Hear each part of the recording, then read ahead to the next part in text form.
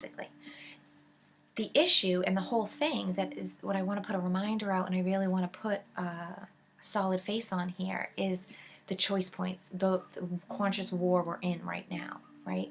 The spiritual war, whether you like to look at it like that, or you want to look at it as a war on consciousness, you want to look on it as a war on freedom, or privacy, or individuality, or on organic, unfortunately.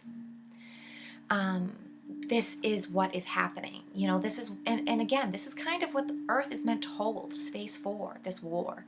There's lots of different teachings, lots of different people who talk about this and who outline different ideas and scopes of what that means and what it could be. And who plays a role in it and who chooses and who doesn't. And if you're awake and alive and you see the Great Divide, welcome to the war. And whether you've chosen to come back here to be a part of it, to help people through, whether you've chosen to stay here and hold restrictions and control mechanisms and be more negatively oriented in the whole role, and to keep the settings as they are, to keep power and hierarchies in place, or whether you're here to break them, you will feel the choice and know it within you. And, you know, maybe you're come back, maybe you're stuck here, but whatever the case is, this is the time. The time is now. And that's what I really need to impress and tell people and get people to understand, is that major work, the biggest steps, your dumbbells to lift, is doing your inner work right now. It's aligning that balance. It's doing conscious seeking. It's clearing out distortions in you of perceptions and misconceptions of these pre-aligned truths that we get all wrapped up in. Go through them and pick through them and align quickly with what feels true and good for you, what you want for yourself. That's the time for now. You know, if you missed the 2022 span, 2020 to 22, that internal really closed off hermetic stage that you should have been doing, if you were totally distracted by the externals and you were diverted from that, you're not alone. A majority of people were diverted. They were distracted. That's the point, right? The negative agenda, the archons, the matrix, the dark side of duality in the whole of this great orchestrated dance, it understands the flow. It rides the tide just like we do, just like everything does. It knows it, it watches it, and it makes its, you know, oars and its sailors, it rides the tide. It knows when it's coming in, when it's going out, and it makes the most of it, that momentum. And they know, and so they're distracting and working on pushing down more control mechanisms so people feel more trapped and go towards 5G, surveillance state, smart cities, this whole 3D realm matrix that's evolving and really cementing itself in, and not being pulled up and out with organic earth, with organic ascension for humanity, which is moving towards 5D, 4D densities and rising into ascension and expansion. You know, seeking infinite manyness in a positive alignment. It wants to expand and go explore. And here we have 3D Earth with a matrix it needs to contain and restrict. And what it has done to compensate is to create, in quote unquote, almost infinite, as close to infinite as it can copy and create, this expansive playground to distract everybody and get caught up in, so that they never realize, you know, it's like that sort of metaphor where if you have a big enough farm, or you have enough land, your cows will never find the fence. They'll never even know they're trapped. They could wander around and think they're free because they've never gone to far enough to get to the fence. But the fence is still there. That doesn't say the fence isn't there. And that's the whole negative agenda. And you know, we have to remember the fence is there and get out of that, and allow ourselves to rise and with the tide and find where we're supposed to go on our own. You know what I mean? Don't get sucked into the slave ship model where you're down below decks with a rower rowing for the system, and you hate it, and it's all day, and you're being whipped on your back, and you only have 5 hours to sleep, and you sleep in a pile with like 10,000 slaves in the back, and then you get up and you come down and you sit at your thing and you row your rower all day. And that's the system riding the tide and playing the motions and making you feel a part of it. You have your own boat, your own little lifeboat. You can go and be your own captain. And it's scary. It is. But it's so much more worth it. It's why waste your time here? Your beautiful gift of life, the oneness that the one gift you have for your own unique thumbprint on the whole. Here you go, have it. You want to make your choices, you want to make your changes, you want to do it your way, here it is. And then you're like getting trapped by the matrix. We all do it because we're birthed into it. And that's the thing. That's the whole war. That's the war on consciousness. The great control mechanisms to never know that you can be free.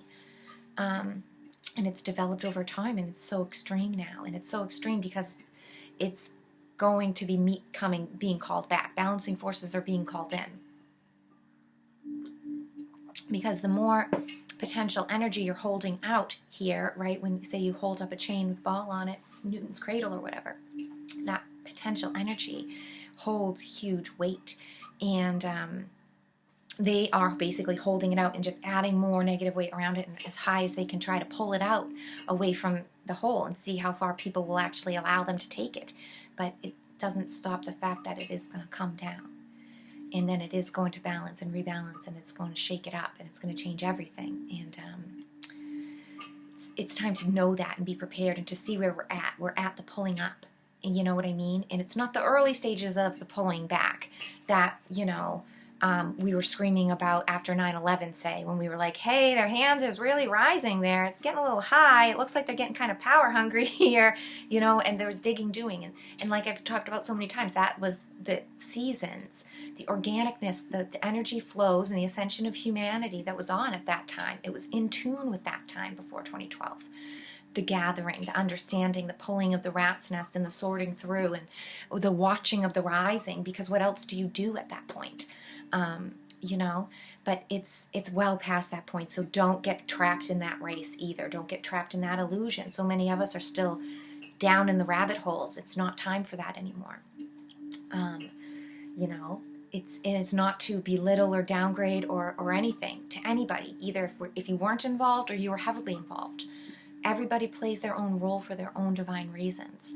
And it's time now that we accept this more underlying intelligent design kind of knowing that's happening here and that happens within us. Accept it and live in it. Live in your sovereignty. Stand up for yourself for what you want.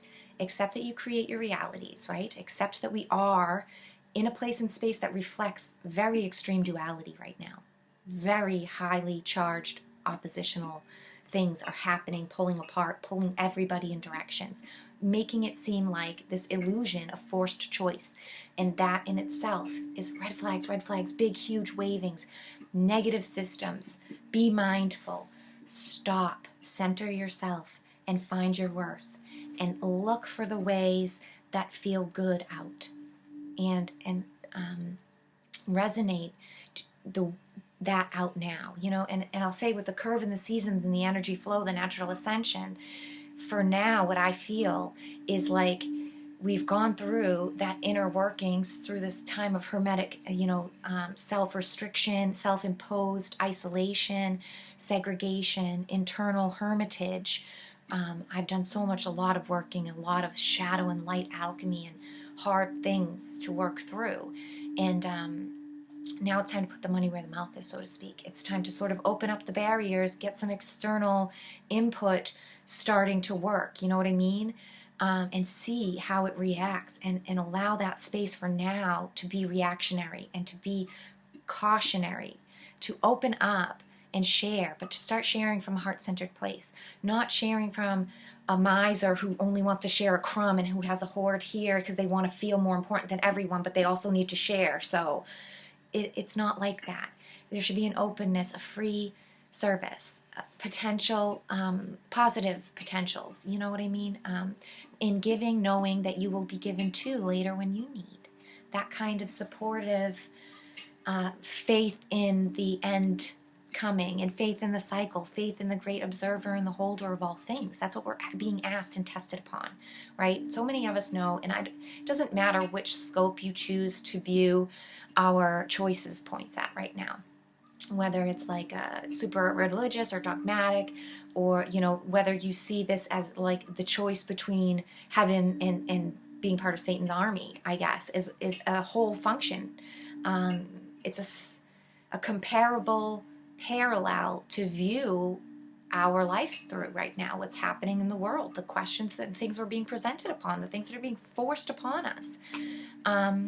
Very much like that biblical mark of the beast kind of revelations where the great judgment is coming and you individually are going to be tested. You're going to be asked to make that choice for yourself and for your direct family, and to either consent to it and go along with servitude and be a slave, or to stand in your sovereignty and say, no, I am of the image of God. I am a sovereign being. I am a creator being. I have the right to my essence, to my life, and I do not consent to slavery. I will not bow down to any being other than the infinite creator, the observer, that which is greater than the self, than the whole. It is the whole. It represents the whole.